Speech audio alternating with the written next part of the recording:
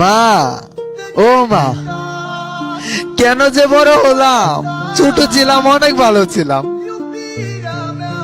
যখনই মন চাইতো তখনই কান্না করতে পারতাম।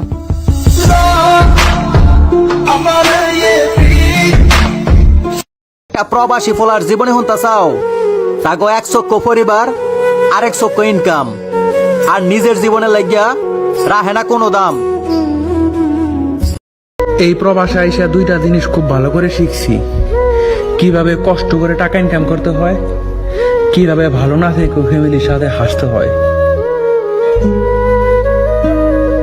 মালয়েশিয়া আসবেন, সাবধান, ভালো মন্দ যাচাই করে আসবেন। এবার মালয়েশিয়া আসতে অল্প টাকায় আসতে পারবেন। আপনার চতুর্দিকে দালালে গুড় করছে, আপনি দালালের বাটে পড়বেন না ভাই। দালালের বাটে যদি পড়েন তাহলে আপনার কষ্টের সীমা কখনো শেষ হবে না ভাই। কালকে রাত্রে ডিউটিতে গেছি, আজকে সকাল 9টা বাজে ভাই ডিউটির থেকে আসলাম ভাই। পাক করবো কখন, খামু কখন, তাই ভালো মন্দ যাচাই করা আপনার দায়িত্ব।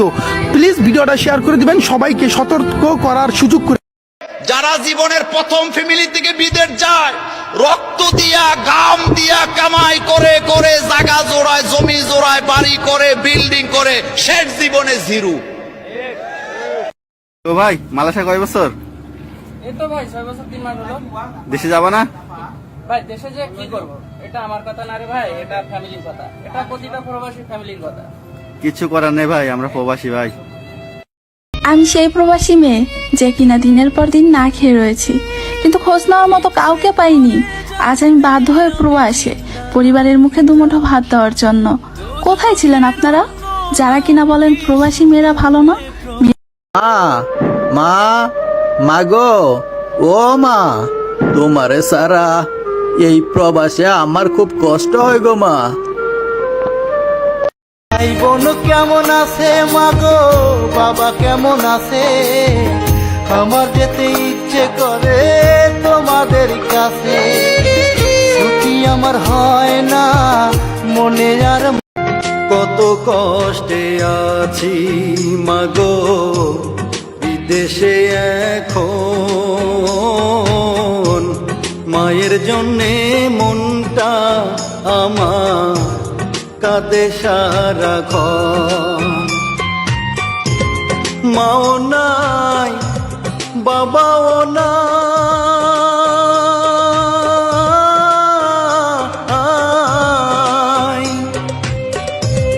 মাও নাই, বাবাও নাই, দুঃখী আমি এমনি। আরে মা জননী,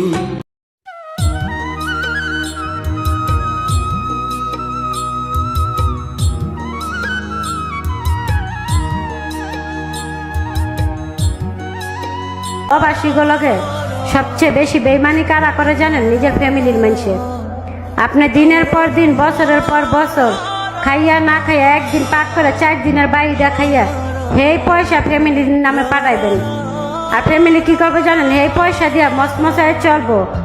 স্যালুট জানাই সকল প্রবাসীদের, কারণ মাথার ঘাম পায়ে ফেলা সত্ত্বেও যারা নিজের স্বপ্ন পূরণ না করে পরিবারের স্বপ্ন পূরণে মেতে থাকে, তার থেকে বড় উদারতা আর হতে পারে না। তারা শুধু পরিবারের জন্যই ভাবে না, বরং তারা রেমিটেন্স যোদ্ধা। তাই গর্বের সাথে আমরা বলতে পারি, স্যালুট বস। আম্মা জান, আপনার ছাইরা আমি বিদেশে আইছি প্রায় 4 বছরের কাছাকাছি হয়ে যাব, তাই সহ্য করা পারতেছি না। বুকের ভিতরে কিরকম জেনালি খাকা খাকা করে। তাই জাগর মা দুনিয়াতেই নাই, ওরা কেমনে থাকে? ছাড়া জীবন আমার গোরস্থান। শাহজালাল বিমানবন্দর বাংলাদেশের প্রথম, সেই এয়ারপোর্টে টলি পায় না প্রবাসী লোকজন। ওরে এগুলা কি চোখে পড়ে না?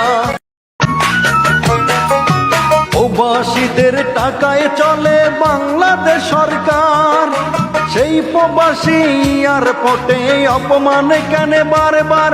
ওরে এগুলা কি চোখে পড়ে না? এগুলা কি চোখে পড়ে না? না দেখার ভান করে। প্রবাসীদের যথা সমান ফিরিয়ে দিতে হবে। কান্দা কান্দা দিন পরে ভুইলা যাইব সবাই মরে আপন স্বজন কেউ তো আমার খবর লইব না রে। এই ফোলাডায় বাইর থাকতে নিজে কোনোদিন প্লেট দিয়ে ভাত খায় নাই, সেই ফোলাডা আজকা প্রবাস আইয়া 12 ঘন্টা কাম কইরা বছরের পর বছর ফাঁক কইরা পরে খায়, শুধুমাত্র তার পরিবারের মানুষের আর নিজের কিছু স্বপ্ন পূরণ করার লাগিয়া।